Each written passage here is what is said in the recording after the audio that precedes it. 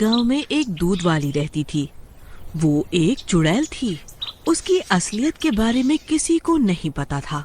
वो रात होने पर खुद को अपने घर में कैद कर लेती थी। फिर 12 बजते ही वो चुड़ैल में बदल जाती थी। वो चुड़ैल अपने घर के सारे दीपक बुझा देती थी ताकि कोई उसे चुड़ैल बना हुआ ना देख ले। जो भी गांव वाला रात होने पर उसके घर के बाहर से गुजरता था, उसे वहाँ से बहुत डरावनी डरावनी आवाजें आती थी। अरे मर गए रे, ये कैसी आवाज है भाई? कहीं ये भैंस ऐसी आवाज तो नहीं निकाल रही? फिर वो गांव वाला वहाँ से भाग जाता है। उस भैंस को दूध वाली की सच्चाई के बारे में पता होता है। फिर सुबह होने पर वो दूध वाली फिर से आम औरत में बदल जाती है और अपनी भैंस का दूध निकालने लगती है। बस कुछ दिन और, एक बार मैं इन गांव वालों का विश्वास जीत कर बहुत सारे ग्राहक बना लूं, फिर अपनी दूध में अपना काला जादू वाला जहर मिलाकर इन सब गांव वालों को भी अपनी बिरादरी में शामिल कर लूंगी। फिर वो दूध वाली अपनी भैंस का दूध निकालकर गांव में बेचने जाती है। दूध गाढ़ा और सस्ता होने की वजह से सब लोग उसी दूध वाली से दूध लेने लगते हैं। अरे वाह, तुम्हारा दूध तो एकदम गाढ़ा है। अब से हर रोज तुमसे ही दूध खरीदूंगा। इसी तरह वो चुड़ैल बहुत सारे ग्राहक बना लेती है। ये सब देखकर कल्लू दूध वाले को बहुत गुस्सा आता है। अरे ये कैसे हो सकता है? आखिरकार ये बिमला इतने कम दाम में इतना गाढ़ा दूध कैसे बेच सकती है? कुछ तो गड़बड़ है, मुझे पता लगाना ही होगा। फिर रात होने पर विमला फिर से अपने असली रूप में आ जाती है और चुड़ैल बन जाती है। वहीं कल्लू दूध वाला भी उसके घर पहुंच जाता है। वहाँ उसे डरावनी डरावनी आवाजें आने लगती है। अरे बाप रे, ये कैसी आवाज है भाई? ये तो कोई भूत प्रेत की आवाजें लगती है। फिर वह विमला के घर में खिड़की से झांक कर देखता है।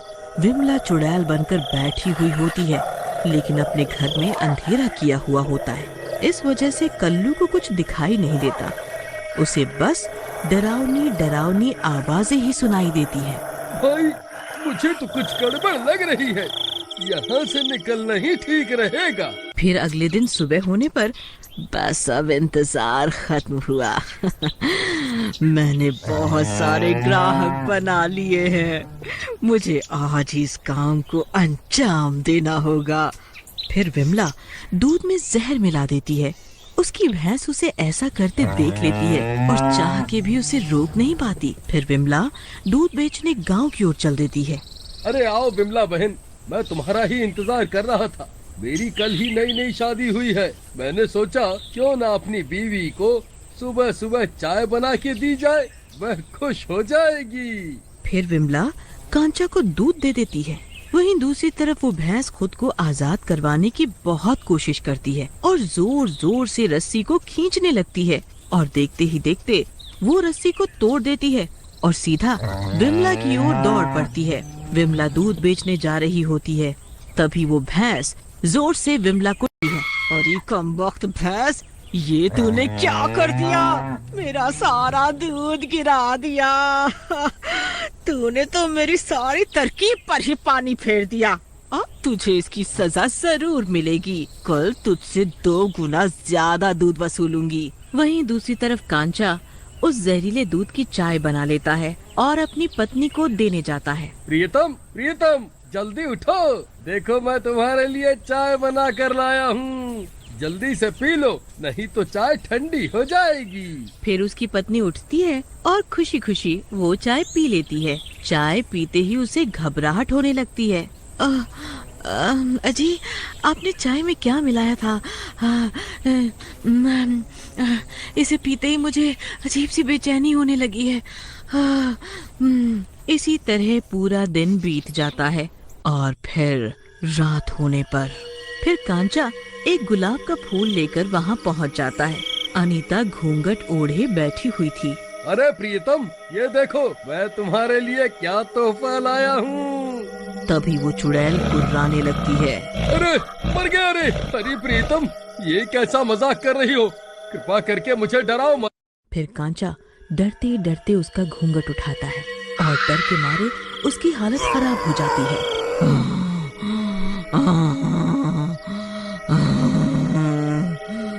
आओ ना कांचा जी, आओ ना, लाओ ना, वो गुलाब मुझे दो ना। अरे मर गया रे, ये नास मिट्टी तो चुड़ैल बन गई। अरे प्रीतम, ये तुम्हें क्या हो गया? सुबह तक तो तुम बिल्कुल ठीक थी, ये अचानक से चुड़ैल कैसे बन गई? हाय रे, मैं तो कहीं का नहीं रहा। मेरी बीवी तो पहली रात को ही चुड़ैल बन गई। अब क्या करूं? ए कांचा, जरा मेरे पास तो आओ, आओ ना। अरे भागो रे भागो, अपनी जान बचाकर भागो। अरे गांव वालों, मेरी तो किस्मत ही फूटी निकली, मेरी बीवी तो चुड़ैल निकली। अरे भाई, कोई मेरी मदद करो, अरे मर गया रे।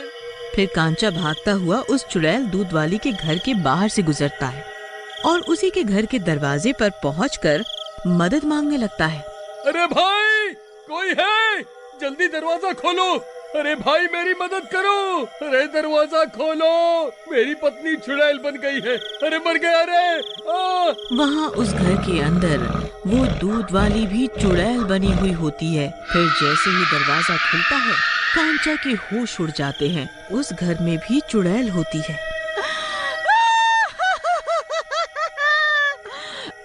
आओ ना। अरे मर गया रे, यहाँ भी चुड़ैल, घर पर भी चुड़ैल। आखिर ये सब क्या हो रहा है? कृपा करके मेरी जान बख्श दो। तभी कल्लू दूध वाला हाथ में मशाल लेकर वहाँ पहुँच जाता है। अरे कांचा भाई, जल्दी से यहाँ आ जाओ। फिर कांचा भागता हुआ जाता है और कल्लू के पीछे जाकर छुप जाता है। अरे कल्लू भाई, आखिर ये सब क्या हो रहा है? वहाँ मेरी पत्नी चुड़ैल बन गई है और यहाँ ये बिमला दूध वाली भी चुड़ैल निकली। आखिर ये सब क्या हो रहा है भाई? भाई, मुझे तो इस दूध वाली पर पहले से ही शक था।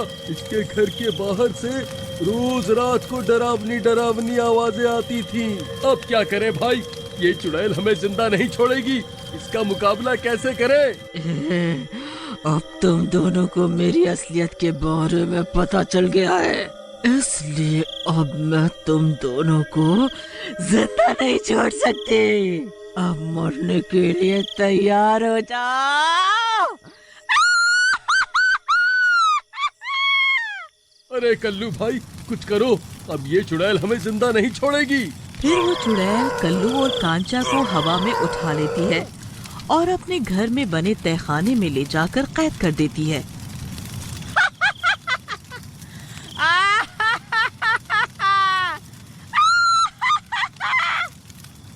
अब जब तक मैं अपने मकसद को अंजाम ना दे दूं, तुम दोनों यहीं कैद रहोगे।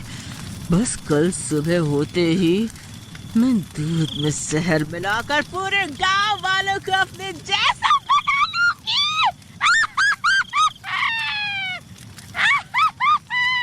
तभी कांचा की पत्नी भी अपने घर से बाहर निकल जाती है और सीधा उस दूध वाली के घर पहुंच जाती है। मालकिन, मैं आपकी गुलाम हूँ, बताइए मेरे लिए क्या आदेश है?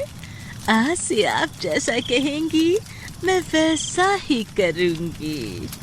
इन दोनों को हमारी असलियत के बारे में पता चल चुका है। तुम यहीं रुककर इन दोनों पर नजर रखो। बस एक दिन का इंतजार और फिर ये पूरा गांव हमारी बिरादरी में शामिल हो जाएगा। अरे प्रियतम, इधर देखो ना, मैं तुम्हारा पति हूँ। इतनी जल्दी भूल गई क्या? हाँ राजा जी, आपको कैसे भूल सकती हूँ? आप ही तो मेरे प्रियतम हैं। बस आज रात का इंतजार कर लो, कल सुबह आपको भी चाय पिलाकर अपनी जैसा बना लूंगी। फिर हम दोनों जन्मों जन्मों तक साथ रहेंगे। अरे मर गए रे, ये नास मिट्टी तो हमें भी अपने जैसा बना